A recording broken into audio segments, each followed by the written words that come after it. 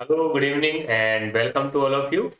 I am Rajesh Kumar Singhal and आज हम discuss करेंगे role of potassium in the plant growth and the development. So friends, previous कई lectures में हमने डिस्कस किया था कि what is mineral nutrition. Then we discussed about the two types of nutrients which are important for the plant growth and development. कौन कौन से थे? First is the macronutrients and second is the micronutrients. Okay, तो हमने कैसे classify किया था? Macronutrients which are the required in the high concentration for the plant growth and development, that is more than 100 ppm, और जो micronutrient है that is less than 100 ppm। तो plant को टोटल 17 न्यूट्रिएंट्स की जरूरत होती है for the proper growth and the development, and among them potassium is the one of the important mineral for the plant growth and development.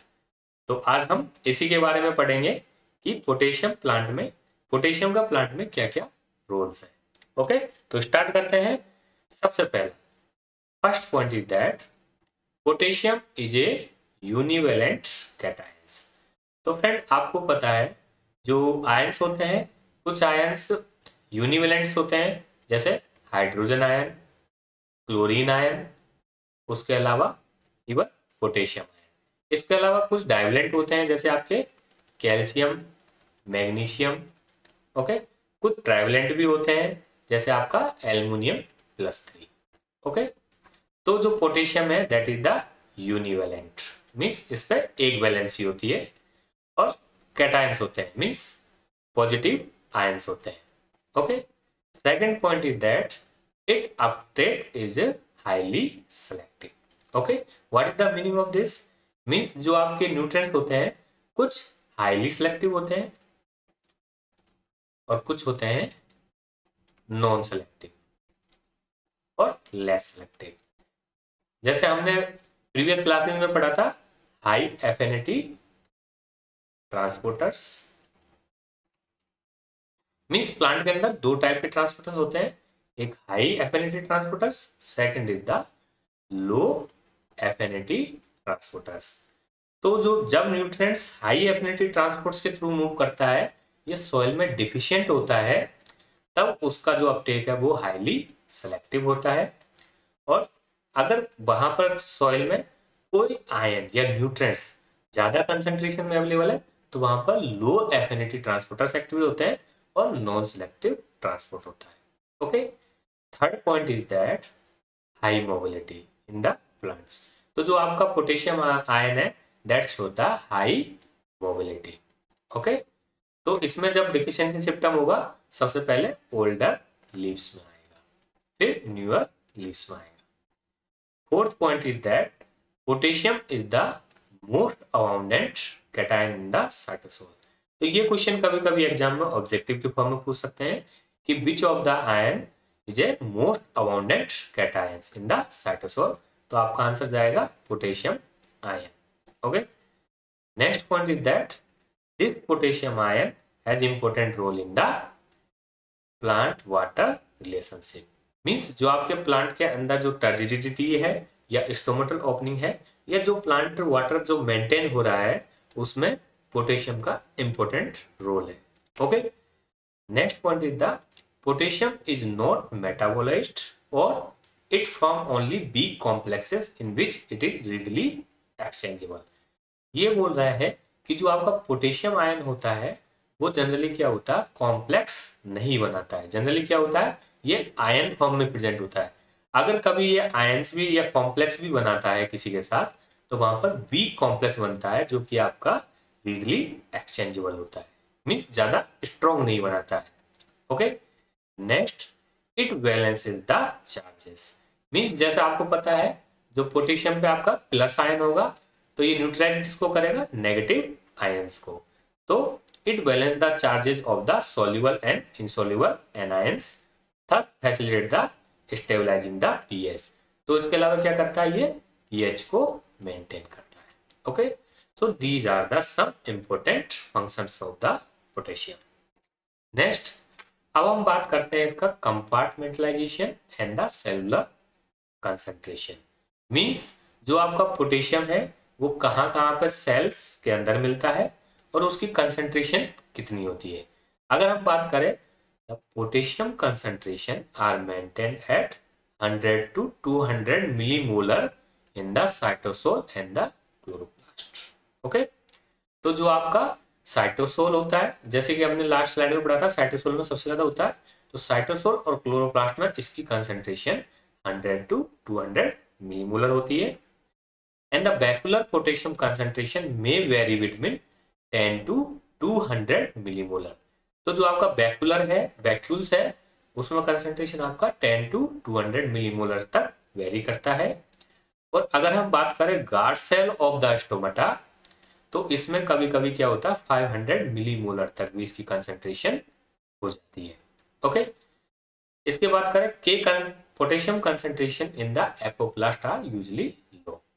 तो इससे पता चल गया कि जो आपका पोटेशियम है वो आपका साइटोसोल में प्रेजेंट होता है, क्लोरोप्लास्ट में प्रेजेंट होता है, इवन जो स्टोमाटा की गार्ड सेल्स होता है वहां प्रेजेंट होता है, बट एपोप्लास्ट में कम कंसंट्रेशन में प्रेजेंट होता है। ओके, अब नेक्स्ट पॉइंट पे आते हैं एंजाइम एक्टिवेशंस। तो पोटेशियम का important one of the important role is the activation of different enzymes.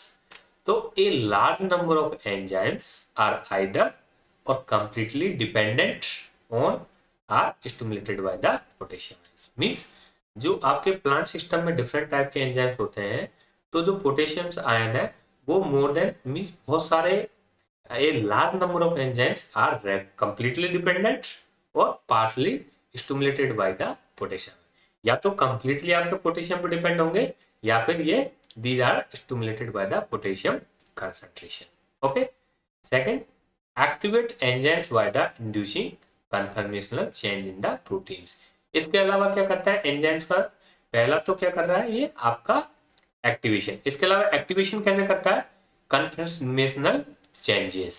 Okay, जो आपके प्रोटीन स्ट्रक्चर है उसको चेंज करता है। Okay, third point, most sensitive to potassium deprivation are.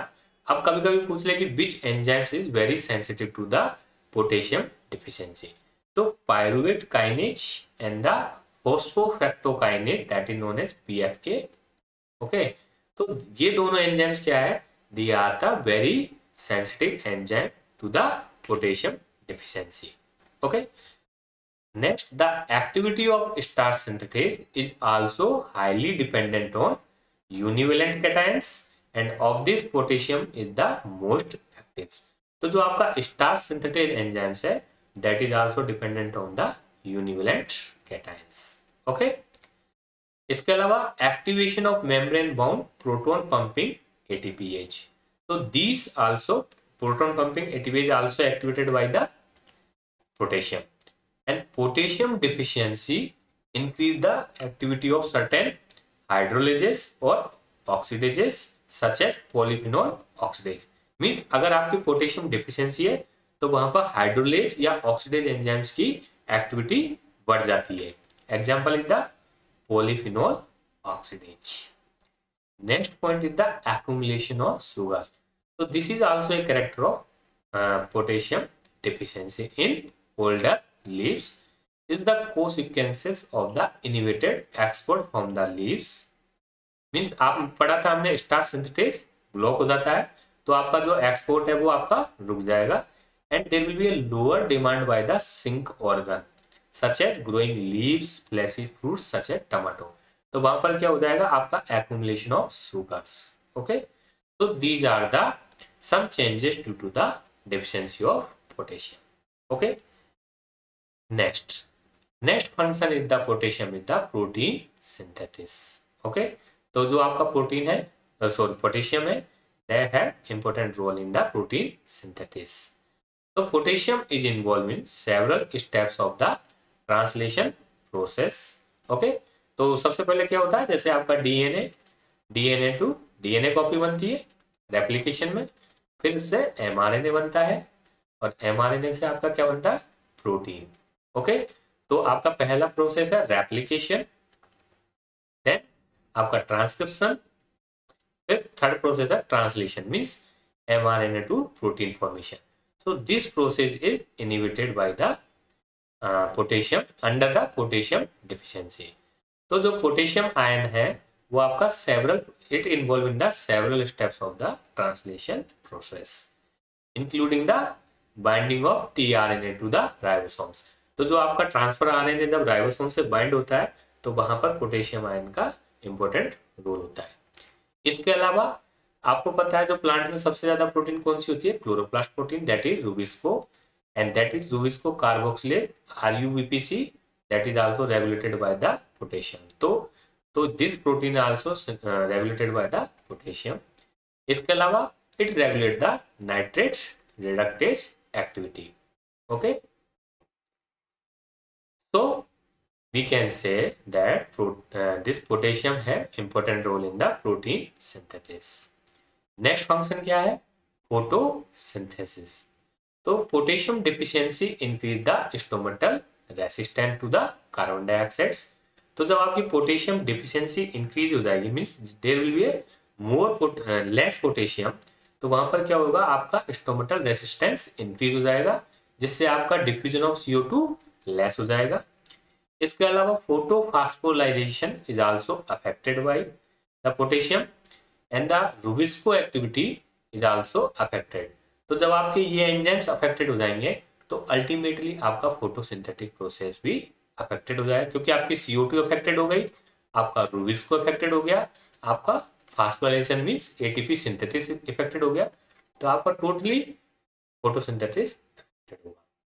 Next point, important function of potassium is the osmo regulation. Okay, तो ये क्या करता है, हमने फर्स्ट स्लाइड में पढ़ा था प्लांट वाटर रिलेशनशिप. ओके, तो ये क्या करता है, ऑस्मो रेगुलेशन का काम करता है. तो टर्जर ड्राइवन सेल एक्सटेंशन मींस ये आपका सेल एक्सटेंशन का काम करता है और स्टोमेटा ओपनिंग का काम करता है. Okay, a decrease in the apoplastic pH is necessary to activate enzymes in the cell wall loosening. तो पोटेशियम आयन क्या करता है, pH को रिड्यूस करता है, जिससे आपके cell wall loosening enzymes activate होते हैं, जिससे आपका सेल का वॉल्यूम इंक्रीज होता है. Also the stimulation of stem elongation by gibberellic acid is also dependent on potassium supply. तो जो जिब्रेलिक एसिड के थ्रू जो स्टेम एलोंगेशन होता है, that is also dependent upon the potassium supply. Then next point is the stomata movement.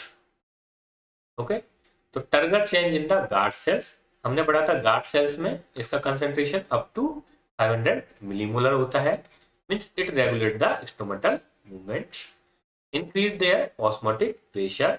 Also, it has important role in the opening of stomata. And if there is a slow response of the sugar-loaded guard cells, पढ़ा था when there will be a potassium deficiency, there will be a accumulation of sugars. तो जो आपके guard cells में जब sugar accumulates हो जाएगा, तो वहां पर क्या होगा, जो आपका stomatal movement है, that is no sluggish movement and the incomplete opening and closure of the stomata. Okay. And the incomplete closure of stomata is responsible for the wilting of plant. Okay, so these are the effects when there will be a less potassium or there will be a potassium deficiency. तो क्या होगा, आपका sugar load हो जाएगा, जिससे क्या होगा, आपका स्टोमेटल मूवमेंट इफेक्ट होगा, और जो आपका स्टोमेटा है that is also incomplete opened. Okay, तो वहां पर क्या हो जाएगा, प्लांट विल्ट हो जाएगा. Next important role of potassium is the photonastic and the seismonastic movement. तो जो आपका सर्केडियन रिदम है उसमें आपका पोटेशियम का रोल है.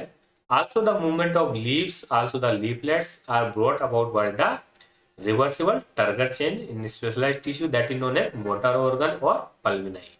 तो जो यहाँ पर है वो टर्गर मेंटेन में किसका, पोटेशियम है important role.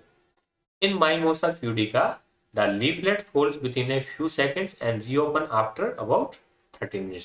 That is also regulated by the potassium. So this potassium also have important role in photonestic and seismonestic movement.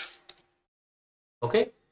Also potassium has important function in both the loading of sucrose and the rate of the mass flow driver solute transport. Okay.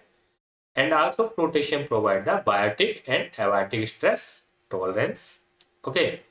Then next point is the potassium deficiency lead to the reduction in the turgor pressure in older leaves, and that cause necrosis margin to the tip, necrotic spores, more fungal attacks, abnormal development, vascular tissue collapse, and susceptible to the abiotic and biotic stress.